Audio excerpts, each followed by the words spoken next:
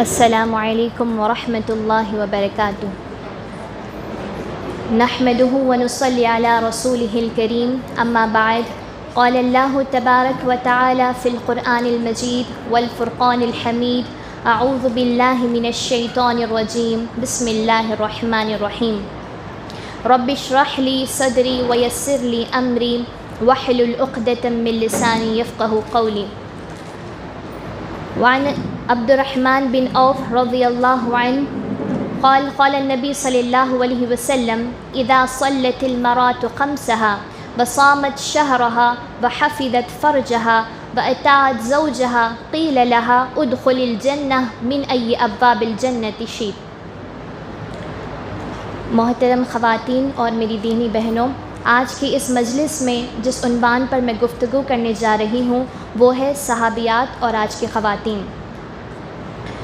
میں نے خطبے میں جو حدیث بیان کی اس کا ترجمہ کچھ یوں ہے کہ عبد الرحمن بن عوف رضی اللہ عنہ نے فرمایا کہ نبی کریم صلی اللہ علیہ وسلم نے ارشاد فرمایا، جو عورت 5 وقت نماز کی ادائیگی کر لیں، رمضان المبارک کے روزے رکھ لیں، اپنی عفت و عصمت کی حفاظت کر لیں اور اپنے شوہر کی اطاعت کرے تو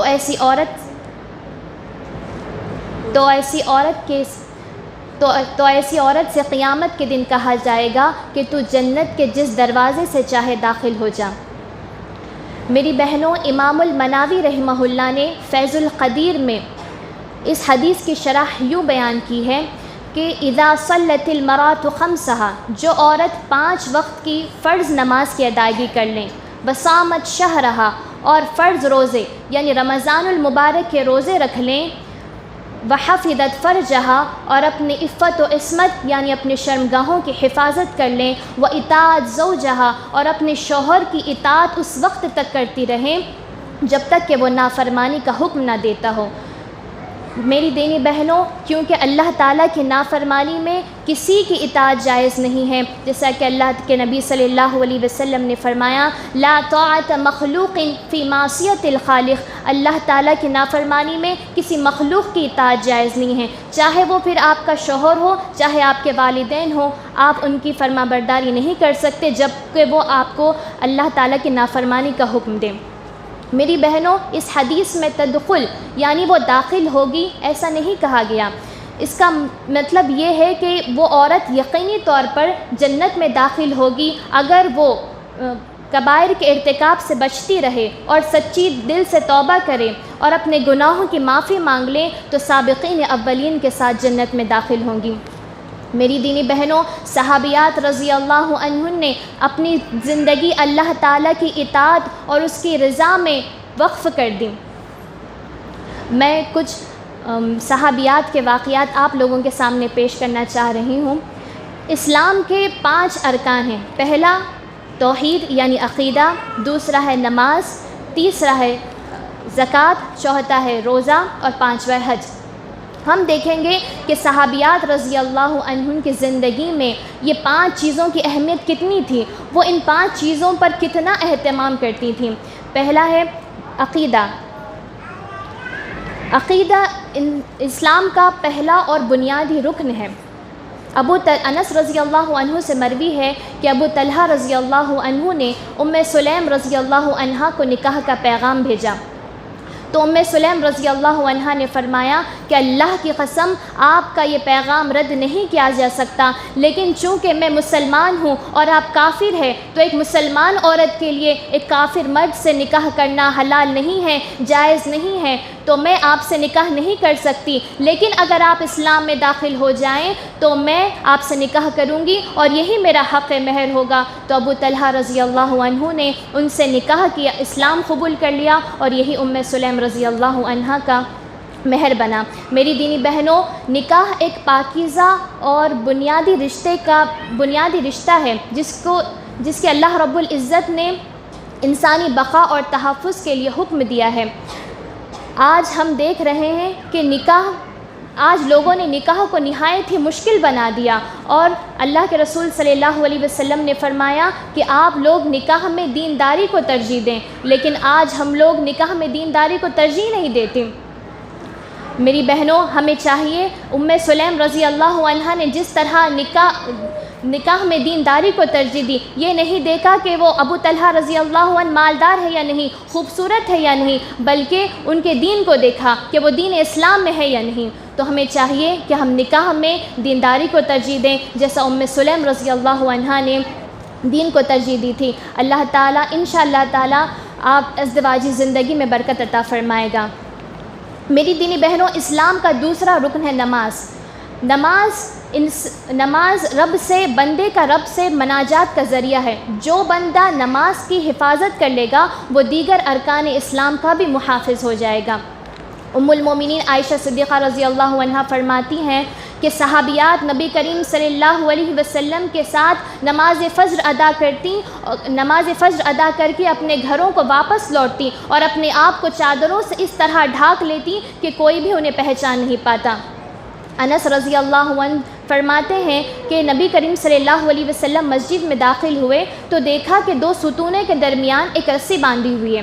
تو آپ صلی اللہ علیہ وسلم نے پوچھا کہ یہ رسی کس لیے باندھی گئی؟ تو صحابہ نے جواباً عرض کیا کہ زینب رضی اللہ عنہا کی رسی ہے، وہ نماز پڑھتی تھک جاتی تو اس رسی کو اپنے جسم سے باندھ لیتی تاکہ ان کی سستی دور ہو جائے۔ تو آپ صلی اللہ علیہ وسلم نے کہا ایسا کرنا درست نہیں، نماز کو چستی کی حالت میں پڑھنی چاہیے۔ انہیں چاہیے کہ جب وہ تھک جائیں تو تھوڑا سا آرام کر لیں پھر نماز پڑھیں۔ میری بہنوں، یہ حدیث اس بات کی شاہد ہے کہ صحابیات عبادات اور اللہ تعالیٰ کی اطاعت میں کتنی محنت کرتی، اور آج ہم لوگ نماز سے غافل ہوتے جا رہے ہیں۔ اور عورتیں آج کل معاشرے میں نماز نہ پڑھنے کا حیلہ اور بہانہ ڈھونڈتی رہتی ہے، جبکہ ہمارے پاس نماز کے بارے میں کوئی حیلہ اور بہانہ ہونا ہی نہیں چاہیے۔ اللہ تعالیٰ نے قرآن مجید میں ارشاد فرمایا وَأَقِیمُوا الصَّلَاةَ وَلَا تَكُونُوا مِنَ الْمُشْرِکِینَ، نماز قائم کرو اور مشرکین میں سے نہ ہو جاؤ۔ میری بہنوں، ایک مومن عورت ایک کافر عورت میں حد فاصل نماز ہی ہے۔ اللہ کے رسول صلی اللہ علیہ وسلم نے فرمایا من ترک الصلاۃ فقد کفر، جس نے نماز کو ترک کر دیا اس نے کفر کر دیا۔ میری بہنوں، ہمیں چاہیے کہ نماز کی پابندی کریں، اس کو اس کے اول وقت پر ادا کریں، جیسا کہ صحابیات رضی اللہ عنہن اول وقت پہ نماز کو ادا کرتی تھیں۔ اسلام کا تیسرا رکن ہے زکوٰۃ۔ مال سے محبت یہ انسانی فطرت کا تقاضا ہے، لیکن اللہ کے نبی صلی اللہ علیہ وسلم نے صحابیات کی اس طرح سے تربیت کی تھی کہ وہ اپنے پسندیدہ مال اور زیورات اللہ کی راہ میں صدقہ کر دیتی تھیں۔ زرع رضی اللہ عنہ فرماتی ہیں کہ عبداللہ بن زبیر رضی اللہ عنہ نے حضرت عائشہ رضی اللہ عنہ کے پاس 2 بوری جس میں تقریباً 1,80,000 درہم تھے بھیجا۔ اس دن عائشہ رضی اللہ عنہ روزے سے تھیں، انہوں نے اس مال کو لوگوں میں تقسیم کرنا شروع کر دیا، یہاں تک کہ 1 درہم بھی نہ بچا۔ اور جب شام ہوئی تو انہوں نے اپنی لونڈی سے کہا کہ میرے لیے افطار لے آؤ، تو انہوں نے روٹی اور تیل پیش کیا۔ زرع نے عائشہ رضی اللہ عنہ سے کہا کہ آپ اپنے لیے 1 درہم بھی رکھ لیتی تو آج ہم گوشت پکا کر افطار کرتے۔ تو عائشہ رضی اللہ عنہ نے فرمایا اگر آپ مجھے یاد دلا دیتی تو میں ضرور ایسا کرتی۔ آپ نے سنا میری بہنوں، صحابیات اپنے پسندیدہ مال اور زیورات اللہ کی راہ میں صدقہ کر دیتی۔ آج ہمارے اور آپ کے پاس زیورات ہیں، ہم اس میں سے کتنا اللہ کی راہ میں صدقہ کرتے ہیں؟ میری بہنوں، صدقے کی تو دور کی بات، ہم اس میں سے واجبی زکوٰۃ بھی ادا نہیں کرتے۔ اللہ کے رسول صلی اللہ علیہ وسلم کے پاس کچھ عورتیں آئیں اور ان کے ہاتھ میں سونے کے کنگن تھے، تو آپ صلی اللہ علیہ وسلم نے فرمایا کیا تم ان سونے کے کنگنوں کا زکوٰۃ ادا کرتی ہو؟ تو انہوں نے کہا نہیں اللہ کے رسول۔ تو آپ صلی اللہ علیہ وسلم نے فرمایا کیا تم اس بات کو پسند کرتی ہو کہ اللہ تعالیٰ تمہارے ہاتھ میں آگ کے کنگن ڈال دیں؟ تو وہ خواتین خوف کے مارے ان کنگنوں کو اتار کر نبی صلی اللہ علیہ وسلم کی خدمت میں رکھ دیتی ہیں، ان کو اللہ کے راہ میں صدقہ کر دیتی ہیں۔ میری بہنوں، اللہ تعالیٰ کے پاس حساب دینا ہے، اللہ کا ڈر اختیار کرو، اپنے پاس سے اپنے زیورات کا زکوٰۃ اور صدقہ اور اپنے مال میں سے زکوٰۃ، صدقہ و خیرات اللہ کی راہ میں کیا کرو، جیسا کہ صحابیات رضی اللہ عنہ کرتی تھیں۔ اسلام کا چوتھا رکن ہے روزہ۔ روزہ کامل خلوص و للہیت کا مظہر ہے جس کا بدلہ اللہ تعالیٰ دینے والا ہے۔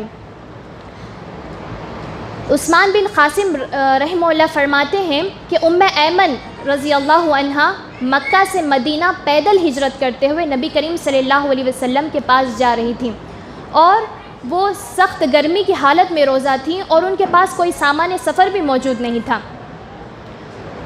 راوی فرماتے ہیں کہ دھوپ کی شدت کی وجہ سے ان کو اتنی پیاس لگی کہ وہ مرنے کے قریب ہو گئیں۔ جب وہ مقام روحہ میں یا اس کے قریب میں پہنچیں تو فرماتی ہے کہ میں نے دیکھا کہ سورج غروب ہو رہا ہے اور میرے سر کے اوپر ایک سفید قسم کا ڈول میں نے پایا۔ جب وہ مجھ سے قریب ہوا تو میں نے اس سے پانی پیا اور اپنی پیاس بجھائی، اور وہ فرماتی ہے کہ میں پھر کبھی پیاسی نہیں ہوئی۔ میری بہنوں، صحابیات سخت گرمی کے موسم میں بھی روزہ رکھتیں اور اتنی شدید پیاس کے باوجود ان کے ہونٹوں پر ایک حرف بھی نہیں آتا۔ آج ہم گھروں میں بیٹھ کر کولر اور اے سی کی ہواؤں میں رہ کر بھی روزہ ادا نہیں کرتی۔ میری بہنوں، اللہ تعالیٰ نے فرمایا روزے کا بدلہ میں خود ہوں، اور روزہ اسلام کا چوتھا رکن ہے، تو ہمیں چاہیے کہ ہم روزوں کی پابندی کریں۔ اگر ہم کو اللہ تعالیٰ نے صحت سے نوازا ہے تو ہمیں چاہیے کہ ہم روزے پابندی کے ساتھ رکھیں جیسے صحابیات رکھتی تھیں۔ اسلام کا 5واں رکن حج۔ صحابیات نے بھی اس انجام کو بحسن خوبی انجام دیا۔ عائشہ رضی اللہ عنہا فرماتی ہے کہ میں نے نبی کریم صلی اللہ علیہ وسلم سے عرض کیا، اے اللہ کے رسول صلی اللہ علیہ وسلم، کیا ہم آپ کے ساتھ جہاد کرنے نہ آئیں؟ تو آپ صلی اللہ علیہ وسلم نے فرمایا کہ تمہارا جہاد حج مبرور ہے۔ میری بہنوں، حج اس وقت فرض ہو جاتا ہے جب آپ کے پاس استطاعت آ جاتی ہو۔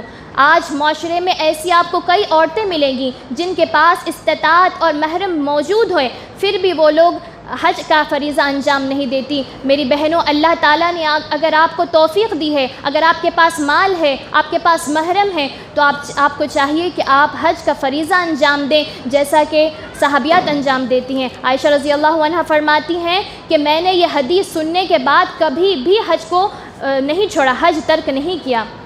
میری بہنوں، میں نے شروع میں جو حدیث بیان کی تھی وہ اطاعت زوجہا، اس کی تشریح یہ ہے کہ صحابیات لکڑیاں چن کر اپنے اہل و عیال کا پیٹ بھرنے والے صحابی کی اہلیہ کا اپنے شوہر کے متعلق یہ کہنا ہے کہ وہ کہتی ہے کہ جب میرے شوہر لکڑیاں چن کر پہاڑ سے لکڑیاں چن کر بازار میں بیچنے کے لیے نکلتے تو میں ان کی تھکن اور مشقت کو محسوس کرتی اور میں ان کی تھکن اور مشقت کو محسوس کرتی اور ان کی پیاس کی شدت کو محسوس کرتی جو ان کے حلق کو سوکھا کر دیتی۔ میری بہنوں، اللہ کے رسول صلی اللہ علیہ وسلم نے فرمایا، اور اللہ کے رسول صلی اللہ علیہ وسلم نے ایک خطبے میں عورتوں کو مخاطب کر کے فرمایا، عورتوں کی جہنم کی آبادی عورتوں کی اکثریت سے بھری ہوگی۔ تو عورتوں نے پوچھا، اللہ کے رسول صلی اللہ علیہ وسلم اس کی وجہ کیا ہے؟ تو آپ صلی اللہ علیہ وسلم نے اس کی 2 وجہیں بتائی۔ پہلی وجہ یہ کہ تم عورتیں کثرت سے لان تان کرتی ہو، اور دوسرا تم عورتیں شوہروں کی ناشکری کرتی ہو۔ میری بہنوں، یہ اتنی بڑی وعید ہے، عورتوں کو چاہیے کہ وہ اپنے شوہروں کا احترام کریں، ان کے ساتھ الفت و محبت کے ساتھ پیش آئیں اور ان کی ناشکری نہ کریں۔ یہ تھے صحابیات رضی اللہ عنہ کے چند واقعات جو میں آپ لوگوں کے سامنے پیش کر رہی تھی۔ دین کی اتنی زیادہ کوششیں کرنے کے باوجود صحابیات رضی اللہ عنہ کے دل میں کبھی بھی ذرا سا بھی تکبر اور گھمنڈ نہیں آیا، اور وہ عورتیں ہمیشہ اپنے گناہوں پر نادم ہوا کرتی، تواضع اور خاکسارانہ مزاج اختیار کرتی اور فرائض کے ساتھ ساتھ نوافل کا بھی اہتمام کرتی۔ میری دینی بہنوں، آخر میں اللہ تعالیٰ سے دعا کرتی ہوں کہ اللہ تعالیٰ ہم تمام کو نبی صلی اللہ علیہ وسلم کے بتائے ہوئے طریقے پر عمل کرنے کی توفیق دے اور صحابیات کے جیسا طرز عمل اختیار کرنے کی توفیق عطا فرمائے۔ آمین۔